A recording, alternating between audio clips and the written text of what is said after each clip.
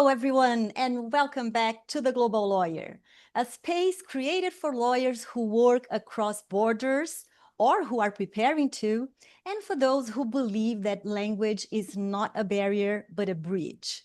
And today's guest is living proof of exactly that. Today, we are diving into international arbitration through the lens of someone who has seen it from both sides, as counsel and now as arbitrator. I'm truly excited to have Alex Wilbraham with us today because he's more than a leading international arbitrator. He is a legal polyglot. He translates legal cultures. He's British and American, based in London, Washington, and Abu Dhabi. He actually lives in DC, but he operates fluently in the Portuguese-speaking world. In fact, he is fluent in English, Portuguese, Spanish, French, Russian, German, Italian, Ukrainian, can you imagine? With over 2 decades of extensive commercial and investment treaty experience, his sector expertise, in fact, lies in aviation, insurance, construction, energy. What else? Mining. Mining, yes. Oil and gas, mergers and acquisitions, natural resources, okay, mining, shipping and technology and telecommunications, including disputes involving Latin America and very often Brazil. He is also a founding member of the CBAR, CBAR, International Law Study Group. Yes, our CBAR, Comitê Brasileiro de Arbitragem. The CAM-CCBC Oil and Gas Committee. Yes, our CAM-CCBC, the Center for Arbitration and Mediation of the Chamber of Commerce, Brazil, Canada, and a member of the California Arbitration Association.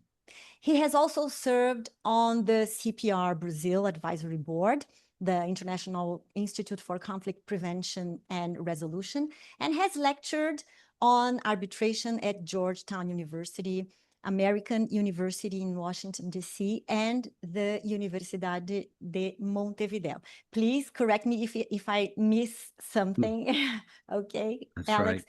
He is currently listed among the world's top arbitration practitioners by Who's Who Legal, and is also individually ranked by chambers and partners as being among the leading international lawyers with outstanding experience of arbitrations involving Brazil. Well, I have to say, I'm amazed at the endless list of high-profile disputes he has participated in. I mean, looking at his CV, I feel like I need a map just to track his career. Listen to this. He was there when the Diniz Group and Casino Group were fighting over the control of Pão de Açúcar, the Brazilian supermarket chain. He was there representing Telecom Italia in five parallel ICC arbitrations involving post-M&A disputes on the control of Brazil Telecom. Can you imagine how is that even possible? Imagine playing 5 games of chess simultaneously against different opponents where the moves on one board affect all the other boards. I imagine this might be a logistical nightmare. And he was there representing Cristalex when Venezuela expropriated one of the world's largest undeveloped gold deposits that resulted in 1.3 billion award in compensation for Cristalex. Well, not to mention Israel's first privately owned CCGT, the combined cycle gas turbine power plant, the Captain Sakharov Russian ship explosion damaging cargo, the grounding of a vessel in River Plate, Argentina, the gold mining concession in Colombia, among many, many others. He has served as arbitrator and counsel in proceedings before major institutions, such as the ICC, the International Chamber of Commerce, and the ICSID, the International Center for Settlement of Investment Disputes, and is widely recognized for his work in cases involving Brazil. And before becoming an independent arbitrator, he was part of the international arbitration team at Freshfields, Bruckhaus Deringer, working in Paris and Washington, D.C. Well, In this conversation, we'll explore a two-pronged approaches. Number one, his professional journey, especially focusing on the shift in his mindset from counsel to arbitrator. Quite a challenge. And number two, what really makes a difference in international arbitration today, and hear from advocacy and decision-making to the growing complexity of disputes in regulated sectors. Alex, it's a real pleasure to have you with us today. Thank you for joining us. Well, thank you very much for having me and for that introduction. Which will be hard to live up to, but thank you very much. Oh, no, not at all.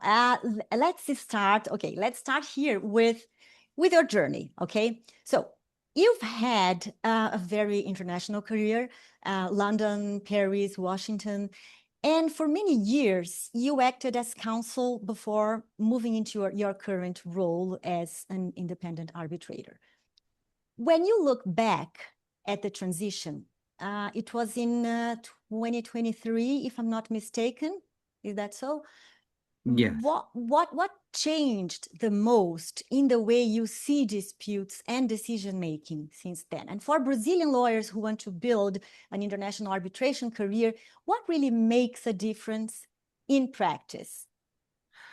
Well, I think before I became a full-time independent arbitrator at the end of 2022, beginning of 2023, I had obviously already acted as arbitrator in a number of cases while I was counsel at Freshfields. And so I had some experience of acting as arbitrator, even while predominantly working as counsel. And it's very illuminating and helpful when you are acting generally as counsel to have that experience, or earlier to act, for example, as a tribunal secretary, to gain the experience of having that perspective. Even before you're actually an arbitrator, a tribunal secretary can gain experience of thinking through a case from the perspective of the deciders rather than acting for a party. But obviously, when you move to being a full-time arbitrator, your position in the world changes, because I took the decision that I would try to be fully independent as an arbitrator and not take counsel work, and I haven't done counsel work since then. So Wow. it helps because it sends a signal to people that you are independent, that you're not looking for clients, that you don't have clients or positions that you might take in a case that might or might not be useful or antipathetic to a particular client or a particular industry, where perhaps, say, you have clients in the oil and gas industry or something, and if you're acting a lot as counsel for particular companies or particular industries, it sometimes inclines you to a particular view of the world, and it can make you less independent. So that has changed because I'm now fully independent. You do begin to see the world when you're fully independent, I think, from a different perspective, just because your first approach to a case is always trying to balance everything, to keep an open mind. When you're counsel, I think the way you approach a case is you're there to serve a client's interests. You have a duty to be honest with your client and provide them with good advice, and clear advice, and sometimes difficult advice if you say to them you're likely to lose this case or something. But you can very quickly become influenced by your client's passionate view of their position in a case. And after several months working on that case from one perspective, it can be difficult to step back and go, where actually is the actual right and wrong in this case? Where should this end up if I were not acting for this client? And Right. it can be difficult because it can be difficult in your relationship with the client to communicate that honesty. Your clients want to see that you're fighting their case if you're a litigator or in arbitration, and Sure. sometimes that gets lost. Often, the first view you have of a case as counsel when it comes across your desk, and you look at it and you have an initial feeling. Sometimes that can be the feeling that can actually come closer to the actual result of the case before Mm, you've married yourself to your client's view of the case. But of course, you're an attorney-client relationship. You have right. to you have to represent and advocate from your client's perspective, and that you have to do faithfully. Although you can't obviously put forward positions which are utterly wrong or not supported by the facts or something, but that can distort your visions. So as an arbitrator, you're in a different position and in a different battle because you're trying to avoid jumping to conclusions and trying to balance everything so that you reach a fair result. Yes. Um, And how did you navigate through this process, this transition from the person arguing to win to the person that has to listen to decide? Was it difficult because I believe this requires changing your mindset, right? Uh, yes, you it have to does. rewire your brain. You up to a point, yes. Occasionally, you do miss some of the moments of advocacy where you're arguing a particular position. You do tend to look at both sides in a case from the neutral bench, from the Hmm. tribunal's bench, and you see which points are being argued well, which points are being argued less well. What would you do if you were there? What would you do if you were there? But at the end of the day, you're not there to referee a Mm, competition in lawyering. You're there to find a way to reach a fair decision in the case. And right. often good lawyering will help a tribunal reach that decision.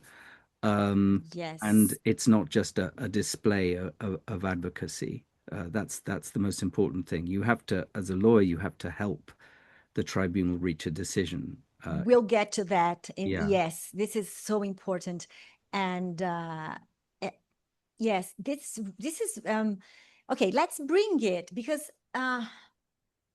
I think this this resonates especially for lawyers, of course, working internationally. But again, in this respect, let us bring this to a bit closer to Brazil, and then we'll come back to the transition and Mm. to the features, because I was wondering, as a legal practitioner trained in the common law system, so many things are different, and what strikes you most? But I'm going to ask you that later on. Okay, so, let's Hmm. just Yeah. focus on Brazil, because Brazil comes up very often in your work, sometimes as the seat of the arbitration, sometimes as the governing law, sometimes simply because the parties are Brazilian.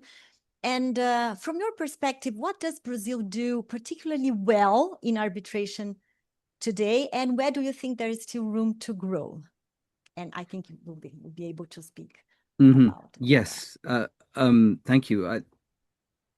When I first started doing cases involving Brazil, was when I was working in London in the 1990s, and arbitration was a very strange animal in Brazil.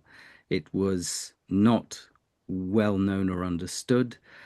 There were all sorts of constitutional arguments going on, and it was very unfamiliar to a lot of the Brazilian lawyers. Often we would be doing arbitrations, for example, in London, and they would be you'd have a lot of explaining to do about how arbitration worked, basic concepts. That has completely changed. Brazil is now one of the leading arbitration jurisdictions in the world. Brazilian advocacy among Brazilian law firms is very sophisticated. very rounded and very, very competent. Obviously, it varies between firms. You know, you're never going to have all people being completely equal. But Brazil, I think, runs arbitrations very well. It does a lot of domestic arbitrations, or what I call semi-domestic arbitrations, where perhaps you have a Brazilian subsidiary of an international company, but it's a Brazilian law regulated dispute seated in Brazil, run in Portuguese language dispute. The lawyers on both sides are Brazilian. I've had disputes where the lawyers on both sides are Brazilian. It's Brazilian law, and it's in the English language. So that I think is done very well and works very well. And there has a practice has developed an arbitration specialist bar, if you like, in Brazil, which is very sophisticated and which learns very quickly from international practice. Where I think there is some area perhaps for improvement, but this can be said of many countries. Every country brings to arbitration some of the advantages and defects of its own national litigation system. So when you have a dispute between two US law firms under the law of a US state, they bring the habits of litigators to that arbitration. And unless it happens to be two law firms who are very specialized in arbitration and who want to choose the shortcuts and the procedural simplifications that are available in international arbitration, and their clients, both clients, are okay with that, the flavor of local litigation bleeds into and contaminates is a negative word. It affects the way in which they conduct the arbitration. That applies in London. It applied in London shipping law when I was doing shipping law in London. The arbitrations were very like court proceedings because all of the lawyers on both sides were English lawyers, and so it followed a pattern that was very like English litigation. So the same applies in Brazil. And although Brazil arbitration has developed very fast in Brazil because of the attraction of having a simplified means of resolving disputes where you reach a decision which is supposed to be final in one go. Sometimes there are challenges and so on, and there can be issues there. That is the main attraction. On the other hand, sometimes when the flavor of the arbitration is affected by two Brazilian law firms, or perhaps clients who have an expectation about how things work, how evidence is presented. The way the arbitration is conducted can be slower than an international arbitration in procedural terms because they follow more Brazilian procedures. For example, they won't establish a date for a hearing at the first procedural meeting, which can mean that you can wait a long time because then people can one party or another can create new arguments or take new procedural positions, which means that a hearing can be delayed for up to 3 years afterwards. Whereas if you have a hearing date set from the beginning, which is customary international practice, that means you're going to get a quicker decision in the end. So that's a way in which I think Brazil is affected by its own national practice, as is common anywhere. But you see that the firms that are more internationally orientated or who do more arbitrations that are fully international, with an international law firm on the other side or whatever, they incline more in that direction of having hearing dates set. But sometimes they don't because the clients expect a different approach.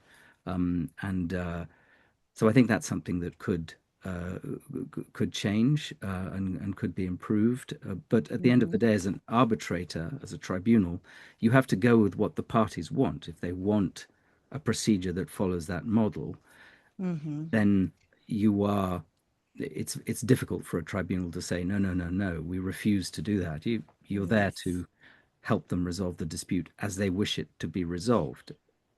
Yes, it's a bit it's complicated because sometimes the party is not the client is not open, or the law firm,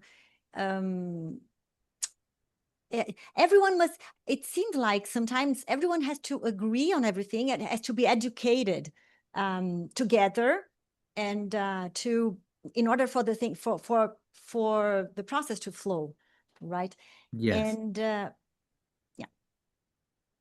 That's right, and you can only go so far as an arbitral tribunal in doing that. But I think procedures are changing, and they change fast in Brazil because people have learned so much from international practice and arbitrations that go outside Brazil that that has helped them a lot. One difference I would say Brazil is interesting because on the level of commercial arbitrations, it has taken up commercial arbitration more than any other country in Latin America, and many other regions of the world with great enthusiasm, and become sophisticated, created its own procedures, some of the procedures for nominating tribunal presidents, for example. I've taken things I've learned from Brazilian arbitrations and applied them in other arbitrations in other regions. On the other hand, some exposure to international practice that comes through bilateral investment treaty arbitrations is less available to Brazilian lawyers and parties because Brazil has not ratified bilateral investment treaties. And so some of the international practice that is developed through bilateral investment treaty cases does not filter through to Brazil in the same way, simply because you don't have as many. You have some Brazilian lawyers acting in those disputes. There are arbitrators who do act in those disputes, but it's less because of the lack of exposure of Brazil to bilateral investment treaties. Yes, and speaking of the themes, the matters being discussed, because many of the disputes today go far beyond purely contractual issues, of course, that everything is so complex. Many of the disputes you've worked on, they involve highly regulated sectors, right? Energy, mining, infrastructure, telecoms, and often states or state-owned companies are part of the picture. So has this made arbitration more complex over the years in your view? How does regulation and public policy change the way the cases are argued and the way they are decided, the role of regulation? Well, I think it's right that it does add a level of complexity because at the end of the day, if you're talking about a contractual dispute, as opposed to a bilateral investment treaty dispute, where also almost always you're facing a state entity of some kind, the state itself, or a state-owned and controlled company or entity. When it's a contractual dispute in Brazil that involves a regulated entity, whether a state-owned company or another industry that is very much affected by laws, electricity, for example, there's a lot of regulations and government entities that control what a company can and can't do, and often an issue in a contract which says that A has to happen by a certain date, then B, then C. And one of the issues is, well, B cannot happen, says one party, because the state prevents us from doing this. And then the other party goes, well, that's your fault because you didn't do what you were supposed to do. And the state has sanctioned you for that reason. That's your fault. So you breached the contract. So you have to look beyond the contract itself, and the very issue of what is or is not a breach of the contract brings in aspects of regulation and law and so on and so forth. So you have to look closely at that. At the end of the day, they are always contractual disputes, and you can have very complex contractual disputes that don't directly involve the state if the nature of the contract is complex. For example, electricity, how you dispatch electricity, how it's paid for, and so it is fiendishly complex. And that's without necessarily involving an aspect of state regulation, although the states all regulate how electricity is generated, bought, sold, etc. But it may be just an issue between two private parties, equally complex. Yes. And in terms of how the cases are brought or presented, and now we're approaching the other point, presented to the tribunal. So turning to advocacy, you've seen a huge number of technically complex cases with expert evidence, financial models, delay and disruption claims, and post-M&A disputes. From the tribunal's point of view, what separates advocacy that is truly persuasive from advocacy that is just technically correct? And I think you have an interesting view on that, and I'd like you to share this with our viewers. Yes, I think I've seen that Brazil has some very, very good advocates. I've seen some fantastic advocacy in Brazil, both on the same side, on the other side when I was acting as counsel, and also as arbitrator. What I think you have to separate in being an advocate, and first of all, we're talking about just the presentation of a case, the oral presentation, an explanation of a case. You have to avoid thinking of yourself as a performer and focus on being an explainer.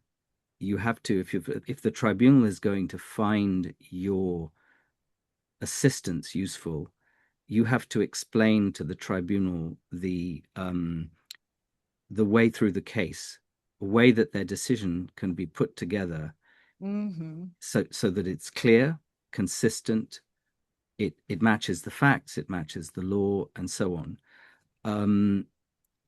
Exactly how you do that is, if I could explain that in one sentence, I could write a book and yes, and I would say you should. I could be rich, but you have to explain. I think the people who explain well are the people who are clearest. That can be done sometimes in a way that's very simple and humble.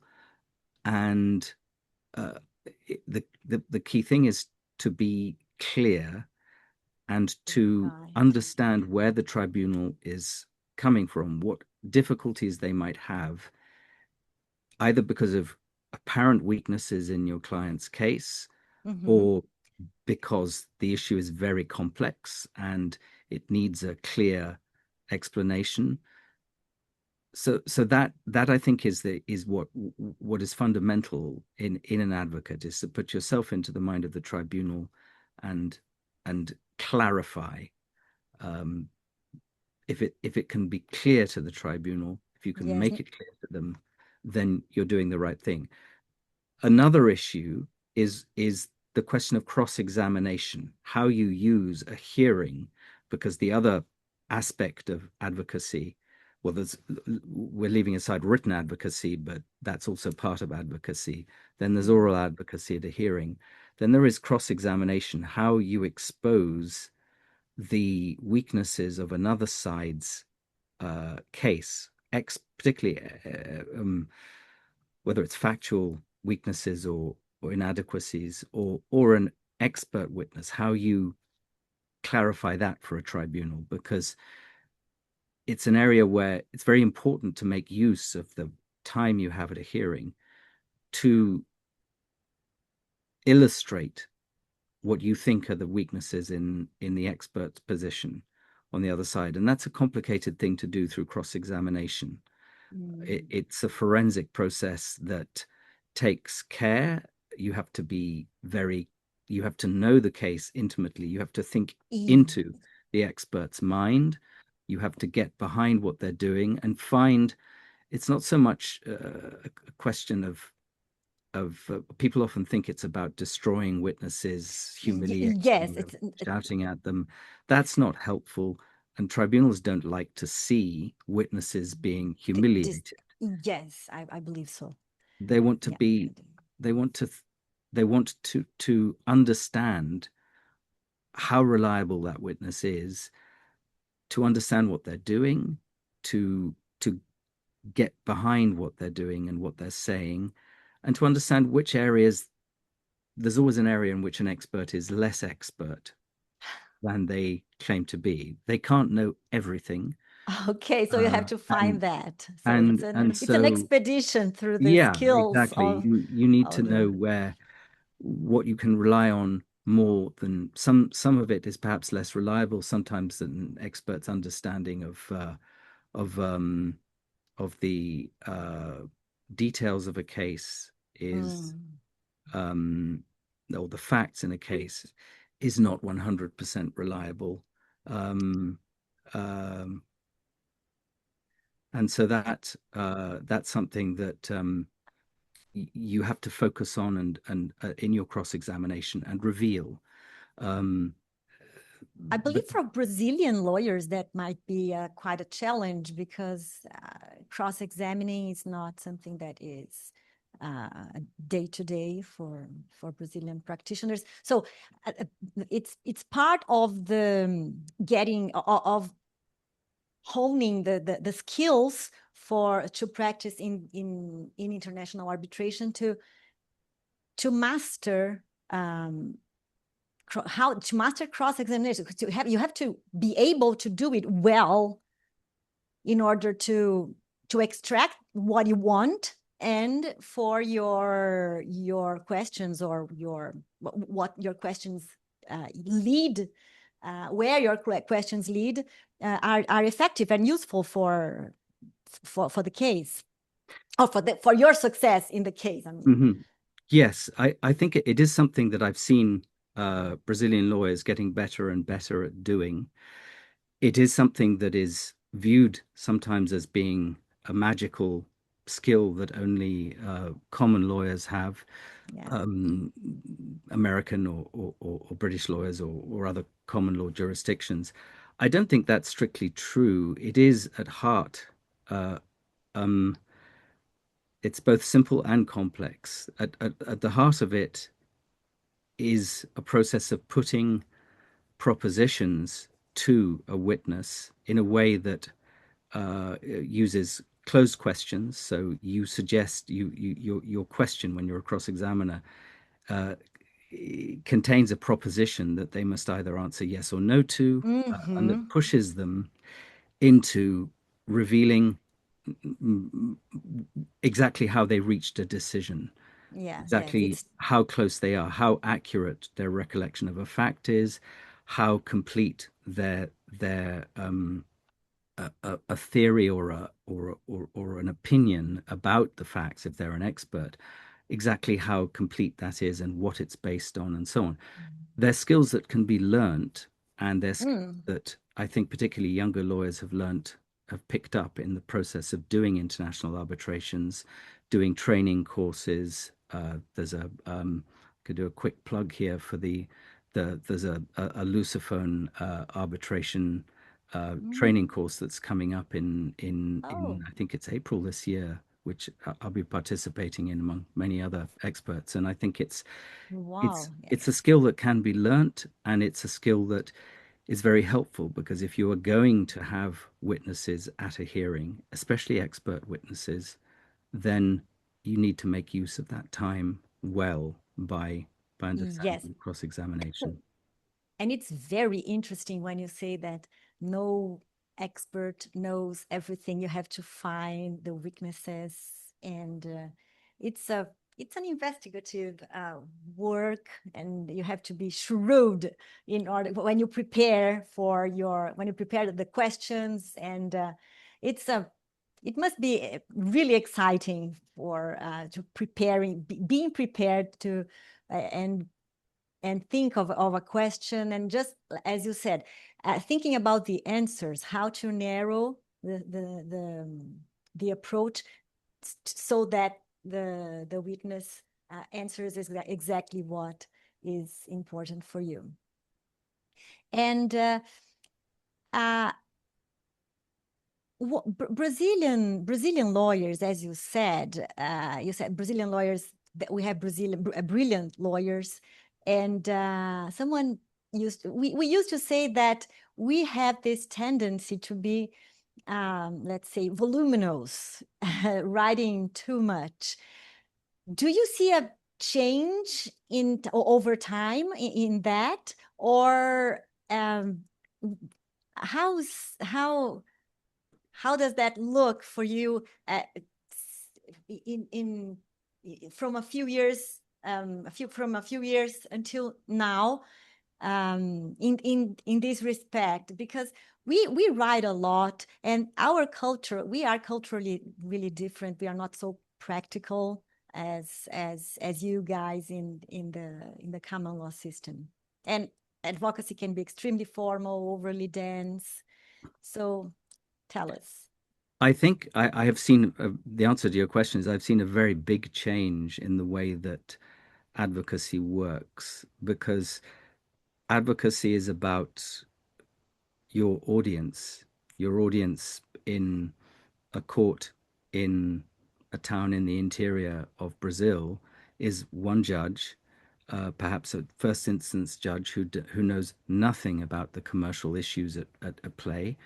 And the way in which you approach that kind of advocacy is very different to approaching a tribunal of three arbitrators who have long experience of a particular commercial issue. And there are judges in Brazil, some of whom, at first instance, are not particularly experienced in commercial issues. And there are specialized commercial courts which function very much in the way that an arbitration tribunal with good commercial experience functions. And so always your advocacy must be focused on who you're talking to. And I've noticed that advocacy that I've read, when I often read advocacy from cases in Brazil because they form part of an arbitration in the background, and then you look at the pleadings in the arbitration, which are much more objective and clear. And I don't know whether, I think it's unfair to say it's picked up an Anglo-Saxon style, but there's definitely because More in practical one. Portuguese it's a different approach to Portuguese, less adjectives, more clear, precise, and objective language that drives forward your understanding of the case. And that has changed a lot. I think a very great deal, and it's much more helpful for a tribunal to have that than very emotive language that is pushing you with adjectives to be moved in a Yes. way. And adjectives are not particularly moving. Um, You want facts and law yes. and an explanation between the two to really make your mind move. Right. And so and also when you don't dump data and raw data and say, okay, you figure it out. So it's also part of this practical approach to explain what you have attached to the records, and so guiding Yes. the court, the tribunal. Now, looking ahead, I'd be curious to hear your thoughts on where international arbitration is going, right? So we often say that we are living in a much more interconnected world, more technology, more geopolitics, more ESG concerns, and there's also third-party funding, funding of arbitrations. And when you look ahead, what do you think will have the biggest impact on international arbitration in the coming years? And how can Brazilian lawyers prepare for that future? Yes, it's always difficult to have a crystal ball, and often when you predict I'm one thing, sorry. something else comes along. But I think one of the things that everybody will have to deal with is AI and the influence of AI on arbitration. It's affecting the world of arbitration and many other industries and professions as well, in various ways. First of all, I think what could be detrimental to the profession is the way that it could reduce the number of junior lawyers who are used by law firms, because some of that work that would previously have been done by junior lawyers who are filling in the footnotes and bringing the documents together and doing the first stage of preparing a case, if they are replaced, at least in part, by AI, then there's less scope to learn the nuts and bolts of the profession, the details of the profession. And that could have an effect later on, because anyone who comes to be a lead advocate in a case has to understand how the footnotes were put together. And that's a problem. I think it can also be a helpful thing. Certainly, it is important, and there are rules that are certain arbitral institutions are bringing in about how you can and cannot use AI. The main thing is that it should be transparent. You should say what you're doing, particularly for arbitrators. If arbitrators use AI in any way, it has to be clear that they've not decided the case with AI, but they may sometimes use it to prepare summaries or chronologies, that kind of thing. But you have to be clear about what you've done. So I think we will see more of that, and we'll see AI affecting relationships between business parties in ways we can't yet imagine. And those will come over into and end up in disputes, because someone will do something that breaches a contract, and it may be a machine that breached that contract. That breached the contract, of course. And oh then my. Wow. How and why that happened, and who the machine was working for, who's going and to, all that kind of yes. thing will be interesting, because we'll have to look, you'll have to look behind it, et cetera, et cetera. So that, I think, is going to be a major issue.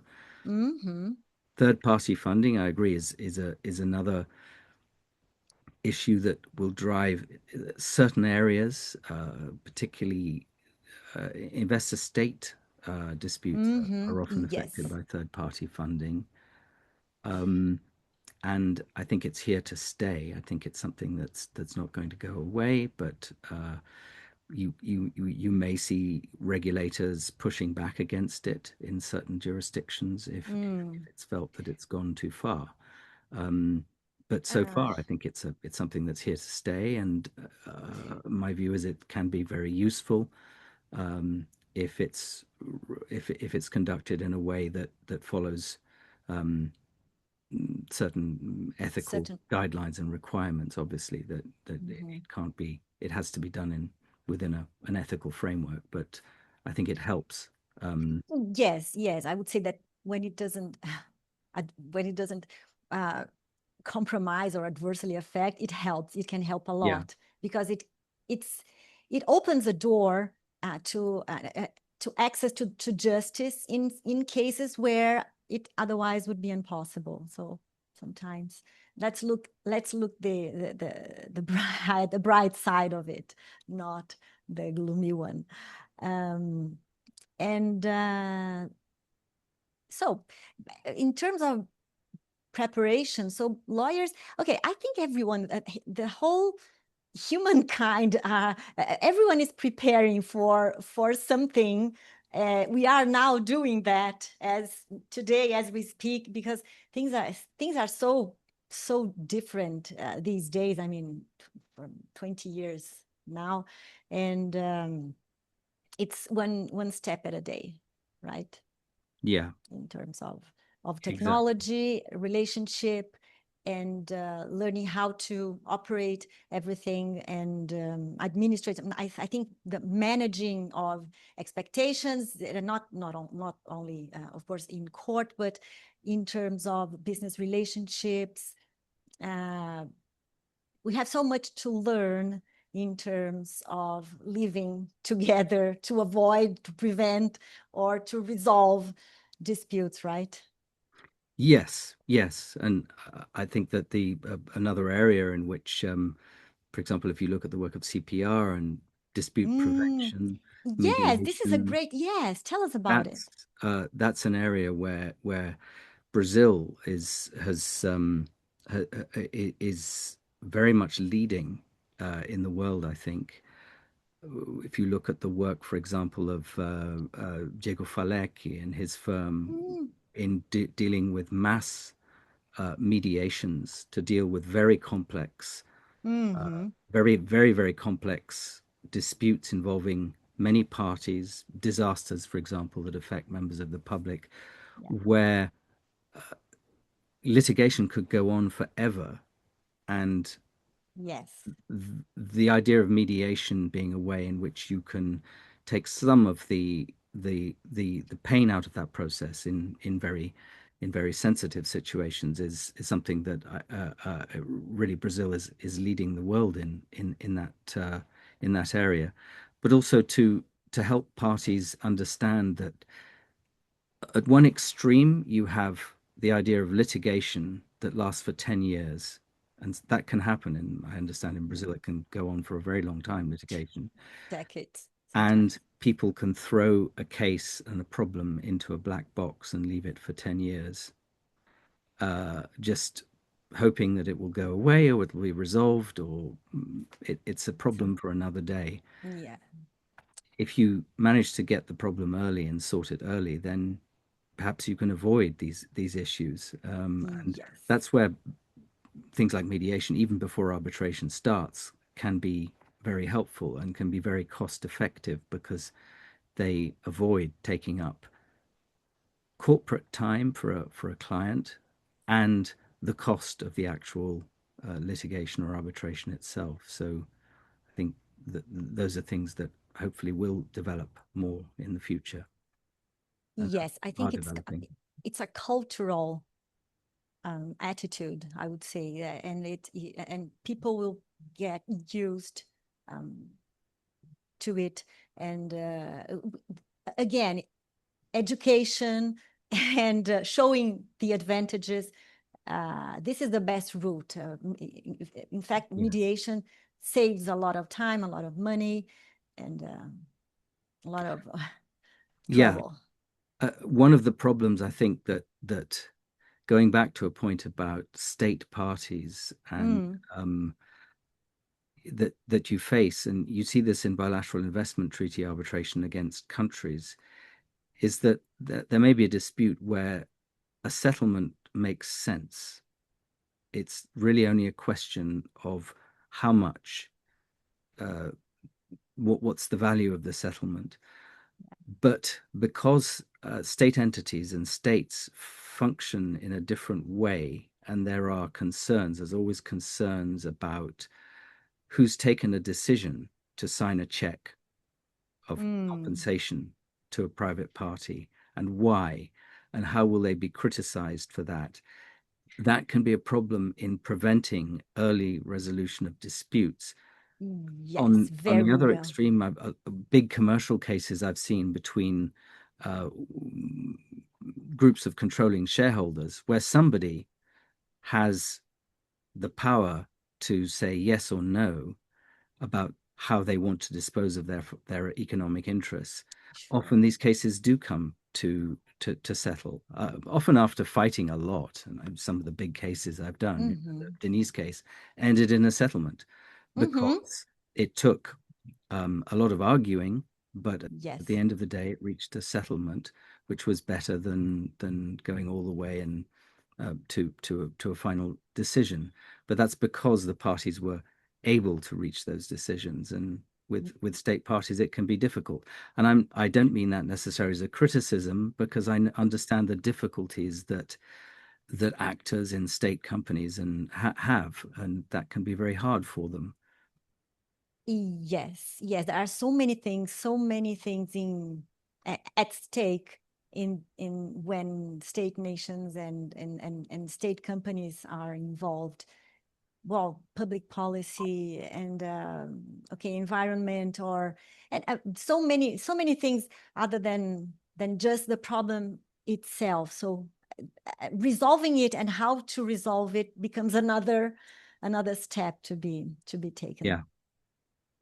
And oh, Alex, I'm so happy. I'm sorry because I feel like we're running out of time, but I would like to thank you so much for sharing all these precious insights with us. I think this conversation really highlights how complex international arbitration has become, and how important clarity, perspective, and judgment are in dealing with that complexity.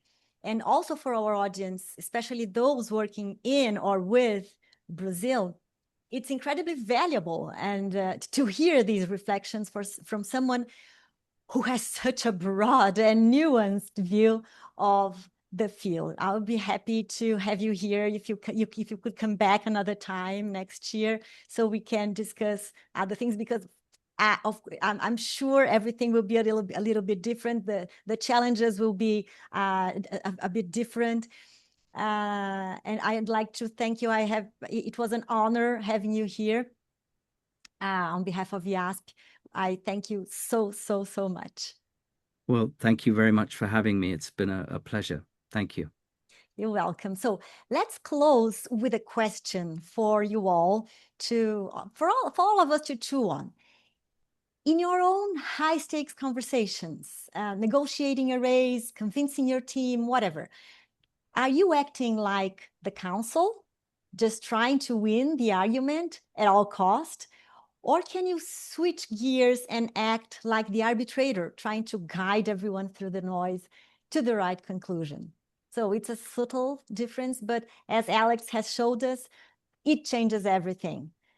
Thank you again for joining us today. See you next time. Bye-bye. Thank you. Bye-bye.